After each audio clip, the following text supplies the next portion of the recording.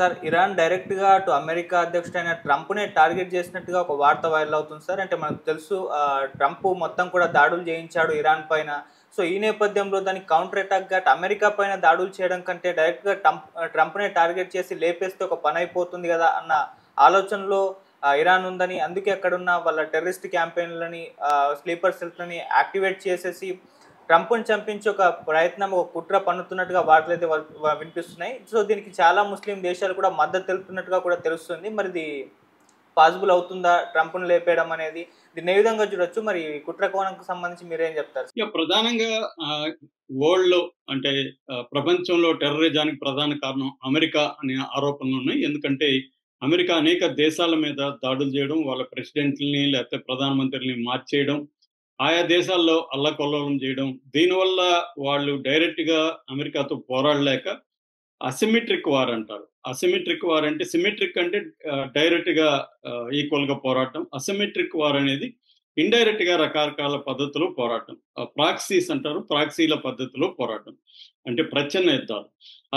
అలాగా ఇప్పుడు ఇరాన్ గూడా బలహీనమైన దేశం అమెరికాతో పోలిస్తున్నప్పుడు లేదా ఇజ్రాయెల్‌తో పోలిసినప్పుడు డిఫెన్స్ పరంగా బలహీనమైన దేశం ఖచ్చితంగా.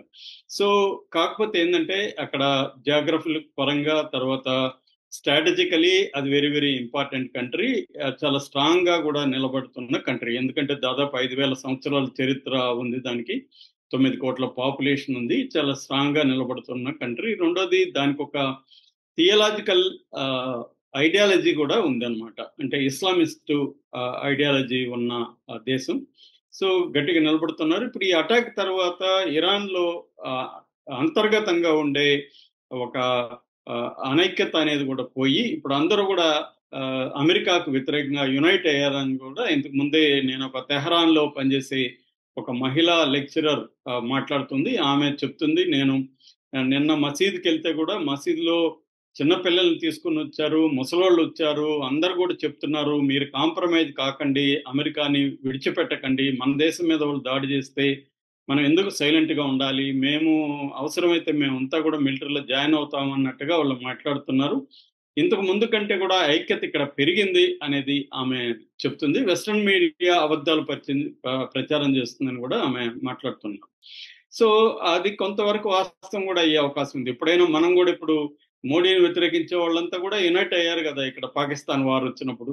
సో, ఈవెన్ కాంగ్రెస్ కూడా యునైట్ అయింది. అన్ని పార్టీలు సపోర్ట్ చేసే మోడీకి. అట్లాగే అక్కడ గూడా పాకిస్తాన్‌లో గూడా జైల్లో ఉంటున్న ఇమ్రాన్ ఖాన్ లాంటోళ్ళు గూడా వారికి మద్దతు పలికారు. ఎప్పుడైనా యుద్ధం అనేది వచ్చినప్పుడు ఖచ్చితంగా ఇంటర్నల్‌గా ఎన్ని గొడవలున్నా అందరూ యునైట్ అవుతారు. అలాగే ఇరాన్‌లో కూడా యునైట్ అయ్యారని చెప్తున్నారు. అయితే ఇప్పుడు ఇరాన్ ముందున్న కర్తవ్యం ఏందంటే, ఇరాన్ ఏం చేయగలదు? ఈ అమెరికన్ బేసుల మీద అటాక్ చేయడం ఒక ఆప్షను. ఏది మిడిల్ ఈస్ట్‌లో, వెస్ట్ ఏషియాలో ఉన్న అమెరికా ఫోర్సెస్ మీద దాడి చేయాలి. అమెరికా ఫోర్సెస్ ఒక 50,000 మంది ఉన్నారు. దాదాపు 19 దేశాల్లో దాని బేసెస్ ఉన్నాయి. వాళ్ళని అటాక్ చేయాలి. అది అటాక్ చేస్తే అమెరికా తన మీద యుద్ధం చేస్తున్నాడు అని చెప్పి అమెరికా పెద్ద ఎత్తున ప్రచార కార్యక్రమం మొదలుపెట్టి పెద్ద ఎత్తున దాడి చేసే అవకాశం ఉంది ఇరాన్ మీద. అమెరికాని ఎదుర్కొనే స్థాయి ఇరాన్‌కి లేదు. ఆల్రెడీ ఇరాన్ అన్ని రకాలుగా బలహీనంగా ఉంది.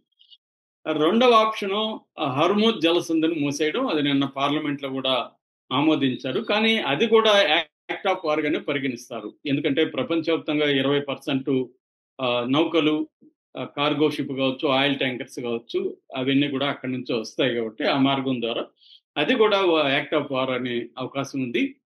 సో, అందువల్ల ఇరాన్ ఇప్పుడు సరెండర్ అయిపోయి చర్చలకెళ్తేమో ఇంకా ఎక్కువగా కండిషన్‌లు పెడతారు ఇజ్రాయెల్ అండ్ అమెరికా. అసలు కంప్లీట్‌గా సివిల్ పర్పస్‌లకు కూడా న్యూక్లియర్‌ని మీరు వాడొద్దండి. కంప్లీట్‌గా న్యూక్లియర్ అనేది కనబడకూడదు. యురేనియం నిల్వలు ఎక్కడ ఉండకూడదు అన్నట్టుగా వాళ్ళు అగ్రీమెంట్ చేసుకునే అవకాశం ఉంది. ఎందుకంటే బలహీనంగా ఉన్నప్పుడు ఎవడైనా కూడా కండిషన్‌లు ఎక్కువ పెడతారు మనకు తెలుసు. స్ట్రాంగ్‌గా ఉంటే అవతలోడు కూడా కండిషన్‌లు దానికి తగినట్టు ఉంటాయి.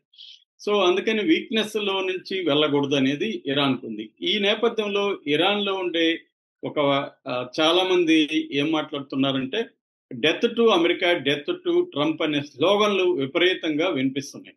అంటే ఇరాన్ లోపల ప్రజల్లో కూడా తీవ్రమైన ఆహ్, కోప కోపం ఉంది ఇజ్రాయెల్ మీద, దీని మీద.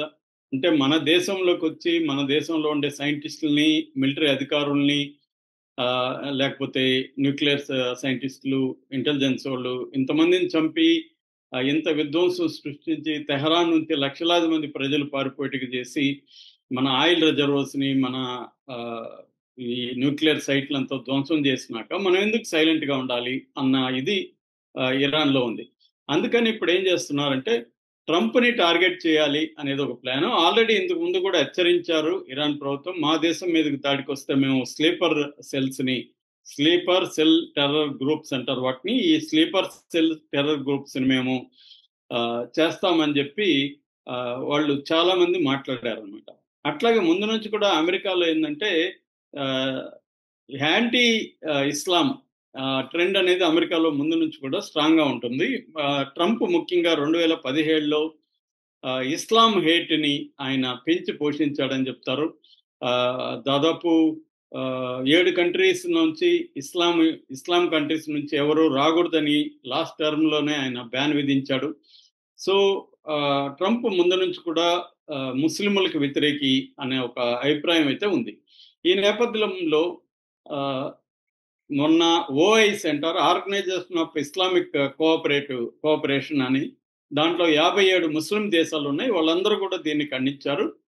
పాకిస్తాన్ కావచ్చు, టర్కీ కావచ్చు, యుఏఈ కావచ్చు, ఒమన్ కావచ్చు, ఇరాక్ కావచ్చు, ఖతర్ కావచ్చు, వీళ్ళందరూ అమెరికాకు అనుకూలంగా ఉన్న వాళ్ళు కూడా అమెరికా దాడిని ఖండించారు. ఎందుకంటే ఇప్పుడు మొత్తం ముస్లిం దేశాల్లో ఒక అభద్రతా భావం అనేది వచ్చింది. వాళ్ళకి ఇరాన్ ఉండడం వల్ల అమెరికాతో కొంత బార్గెనింగ్ పవర్ అనేది ఉంటుంది. మనకి జిజక్ అనే ఒక ఫిలాసఫర్ ఏమంటారంటే, భగత్ సింగ్ ఉండడం వల్లే గాంధీ బ్రిటిష్ వాళ్ళతో కొంత స్ట్రాంగ్గా కొంత బార్గెనింగ్ చేయగలిగాడని. అంటే మీరు నాతో డీల్ చేయకపోతే మీరు భగత్ సింగ్ బ్యాచ్తో డీల్ చేయాల్సి ఉంటుంది అనేది ఒక రకంగా బెదిరించాడు బ్రిటిష్ వాళ్ళని.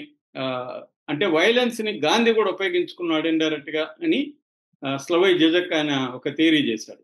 అది వాస్తవం కూడా. ఎందుకంటే చాలాసార్లు మీరు నా మావోయిస్టుల తరఫున నిలబడే పౌర హక్కుల సంఘాల మేధావులకి ఎందుకు వెయిట్ వస్తుందంటే, మీరు మాతో డీల్ చేయకపోతే మీరు మావోయిస్టులతో డీల్ చేయాలి అని ప్రభుత్వాన్ని ఒక రకంగా వాళ్ళు బెదిరించడం అనేది జరుగుతుంటుంది.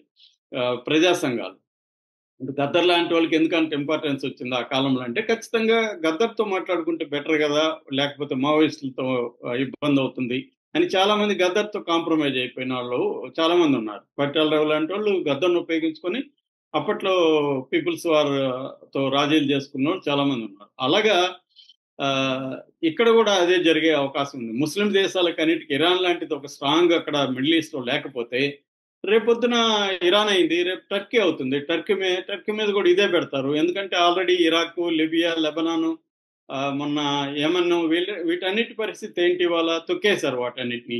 ఇప్పుడు ఉన్నది ఒకే ఒక ఫోర్సు ఇరాన్ కూడా తొక్కేస్తే ఏమవుతుంది, మొత్తం అక్కడ వెస్ట్ ఏషియా కావచ్చు, మిడిల్ ఈస్ట్ కావచ్చు, అన్ని దేశాలు కూడా భయంతో బతకాల్సిన పరిస్థితి, లొంగిపోయి ఇజ్రాయెల్కి, అమెరికాకి లొంగిపోయి బతకాల్సిన పరిస్థితి.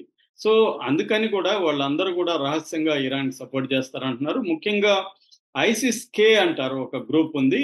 మామూలుగా ఐసిస్ అంటే Islamic state of Iraq and Syria. దీనికి మళ్ళీ ఒక అనుబంధ గ్రూపులు చాలా ఉన్నాయి. అలాగా ఖొరసాన్ గ్రూప్ అని ఉంది. ఖొరసాన్ అంటే ఇరాన్ ప్లాట్యూకి ఈస్టర్న్ ప్రాంతంలో ఉన్న ఖొరసాన్ అనే ప్రాంతం నుంచి ఏర్పడిన గ్రూప్ అనమాట. అది వెస్ట్ అండ్ సెంట్రల్ ఏషియాలో పనిచేస్తుంటుంది. అంటే ఆఫ్ఘనిస్తాను, పాకిస్తాను, ఉజ్బెకిస్తాను, కజకిస్తాను ఈ ఏరియాలో పనిచేసే గ్రూప్ని ఐసిస్ కే అంటారు. మొన్న అసీం మునీర్తో లంచ్ మీటింగ్లో కూడా ఈ చర్చ వచ్చిందని చెప్తున్నారు. ఎవరు, ట్రంప్కి అసీం మునీర్కి మధ్య ఈ ఐసిస్ కే అనే దాన్ని మనం ఎలా తొదముట్టించాలి అనేది వాళ్ళిద్దరి మధ్య కూడా చర్చ. ఎందుకంటే ఐసిస్ కే అనేది పాకిస్తాన్లో కూడా అనేక మందిని చంపుతుంది అనమాట. సో ఇదేంటంటే ఒక సలాఫీ జిహాదిస్ట్ గ్రూప్ అంటారు. ఇది సున్నీ ముస్లిం గ్రూప్. ఇది ఎక్కువగా షియాల్ని, తర్వాత క్రిస్టియన్స్ని టార్గెట్ చేస్తుంటుంది. నిన్న జరిగిన సిరియాలో డమస్కస్లో జరిగిన చర్చి మీద అటాక్ కూడా ఈ ఐసిస్ గ్రూపే చేసిందనమాట. ఈ ఐసిస్ కే గ్రూప్ అనేది ఇప్పుడు ఇరాన్కి కొన్నిసార్లు ఇరాన్తో మద్దతులో ఉంటుంది, కొన్నిసార్లు వ్యతిరేకత ఉంటుంది. ఆ గ్రూప్లో కూడా కొంతమంది ఇరాన్కి అనుకూలంగా ఉన్నారని చెప్తున్నారు. ముఖ్యంగా వాళ్ళకి ట్రంప్ అంటే పడదు. సో ట్రంప్ని చంపడానికి ఈ గ్రూపు ఇప్పుడు బయలుదేరబోతుందని చెప్తున్నారు.